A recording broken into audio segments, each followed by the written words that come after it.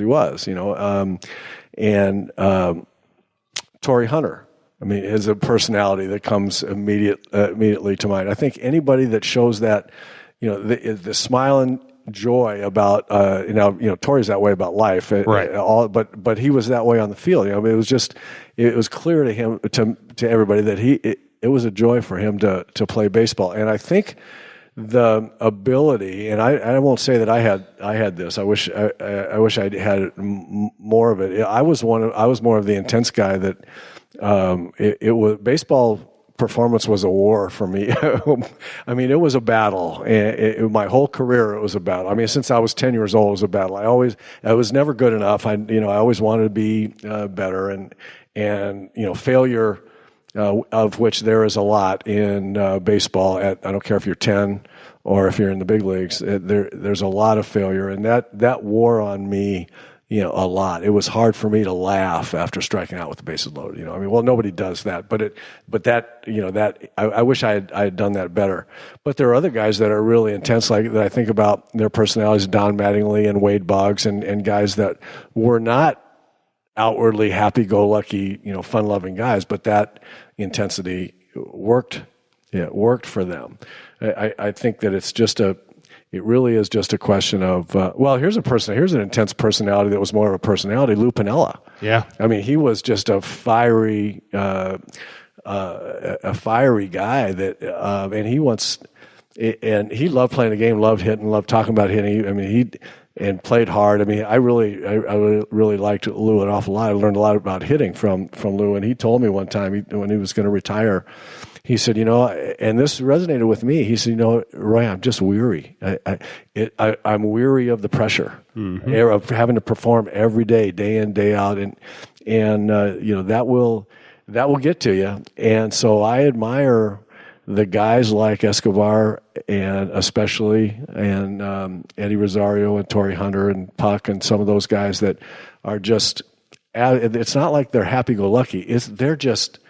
They just are joyful about being able to play this little kid's game, and I think that, helps. I'll tell you another personality, George Brett was a great personality, on and off the field. He was, and Georgie was, I've known George for a long time, and he was confident and happy and joyful about playing, played hard, let the chips fall where they may, and then come back the next day, and so those are the kind of great personalities that you love, watching them exhibit those.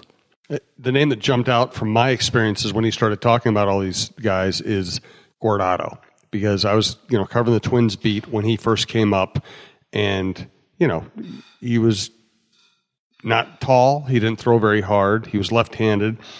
And he was having a great season in Double-A, and just blowing people away. Gets called to the big leagues, gets shelled. And it's pretty obvious from the start that he's just not going to have the stuff or the array of pitches to really be a good major league starting pitcher. And because it requires a lot to be able to get through lineups 3 times. And so he kind of gets busted down, and he comes back. Then all of a sudden he's like just your average middle reliever, and he works his way to a point where he's pitching later game situations, maybe facing one lefty at a time. Then he finally works his way up where they kind of trust him to be a setup guy. He gets his break to be a closer, becomes an all-star closer with a second team. And and the amazing thing about Eddie was he never I'm sure he got down, but he never exhibited getting down about any setback, whether he got lit up in a game or whether he ended up being, less than what he wanted to be at sometimes during his major league career. He's always like, I'm going to take the ball. I'm going to do my best. I'm going to make it work. And he built this career out of that attitude. Yeah, you bet. And you'll find that, the players that have those kinds of attitudes, whether outwardly it is manifested in smiles and joy, or whether it's nothing's going to get to me, or it doesn't. I'm not going to let anything shake my confidence, or whether it's that fierce intensity about how great they want to be and how big every situation you find out that the good players, their personality works for them, however that is. Yeah, absolutely. The Angels are in town this weekend, and I mean, is there a more fascinating team when you have the best player in baseball and you have Ohtani, who's the best two-way player we've seen since Babe Ruth? I mean, yeah, I think it's going to be really fun to watch him. People should go out and watch this guy play, because there's no telling how good he can be. He obviously has great skills, both on the mound. I'll tell you what, on the mound, he throws hard. A lot of guys throw hard.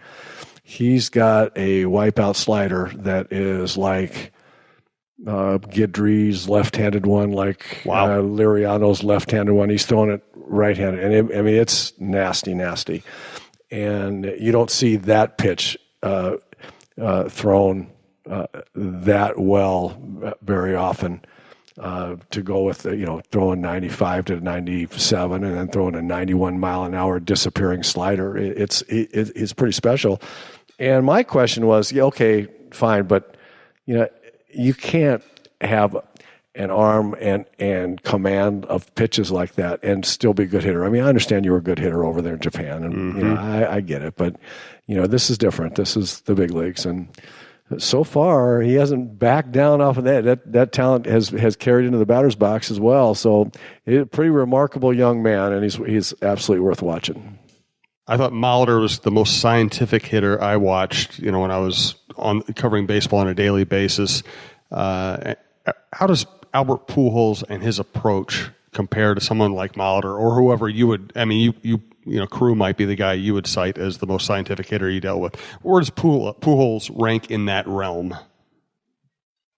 Well, Albert Pujols is one of the great hitters of all time. There's no question about that. His numbers speak for themselves. They aren't fluky numbers. They're year in, year out. If you Google Albert Pujols and look at his year-by-year statistics, especially when he was in his, from breaking into the big leagues through his prime, there was a 10-year period, maybe more, but I know there was at least a 10-year period there where he was going to hit 30 home runs and drive in 120 runs and hit 30 or 40 doubles and hit 300 and hit 320. I mean, it was remarkable. I remember watching him as a St. Louis Cardinal, and the things that he would do were just leave you shaking your head. It's like this streak that Eddie Rosario is in right now.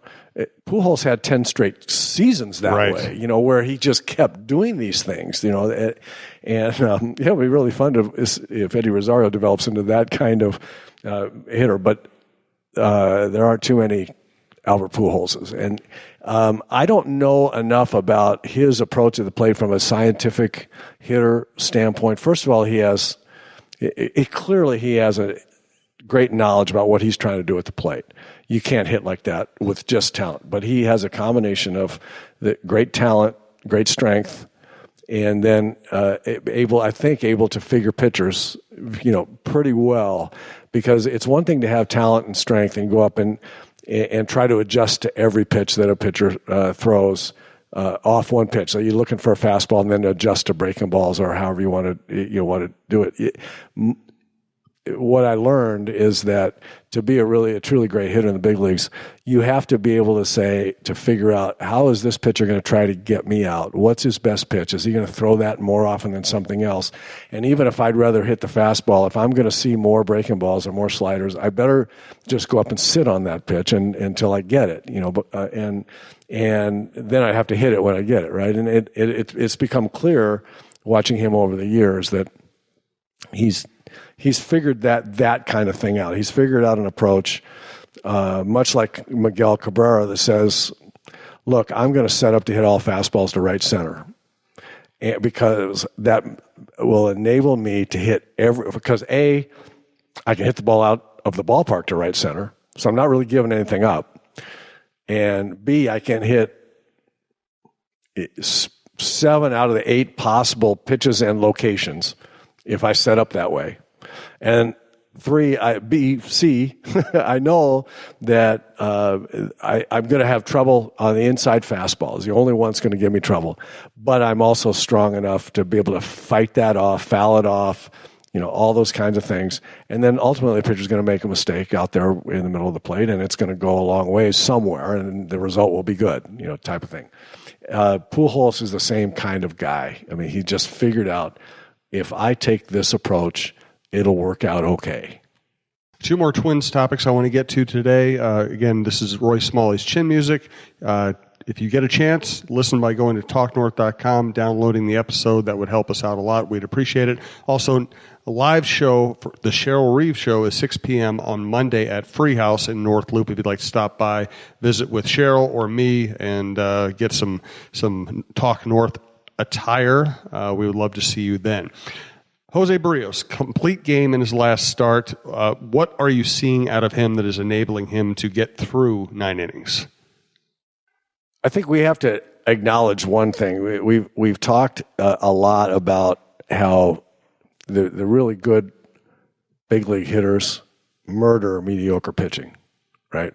So, and mediocre pitches. So even on the even good pitchers, guys with good stuff, if they throw something mid-thigh high in the middle of the plate, a good hitter's got a real good chance, right? So you're going to get a pitch to hit every time up, and it's your job just to hit that. Otherwise, against the really good pitchers, you're only going to see one. The other rest of them, they're going to be nasty, and you got to hit the mediocre one. Even good stuff can be more mediocre if it's in the middle, right in the middle of the plate, right?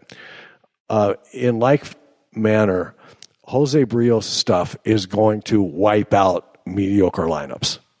So the one thing that I think that we can take to the bank is that when Rios is pitching against the White Sox, or he's pitching against Detroit, or he's pitching against teams that aren't, that don't have enough guys 1 through 9 to really do a lot of damage. I mean, everybody's a big league hitter, but some big league hitters are better than others.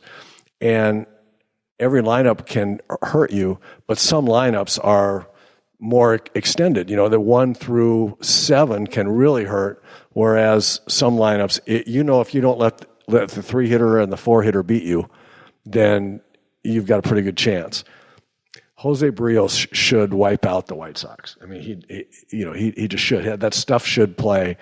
So if we think about all of his starts, so however many starts he's going to make during the course of a season, and how many of them are against those kinds of teams, then those should be wins for at least the Twins and probably for Rios, right? So what he's doing now gives lineups like the White Sox very little chance. He's being very aggressive early in counts with fastballs. He's getting fastball in the hitter's mind because it's good enough. It's 93 to 95. It's got movement, and you get that in hitters' minds, and then combine that with a very good breaking pitch that can be kind of a knee buckler to right-handers, and a pretty good changeup that can be an equalizer against left-handed hitters.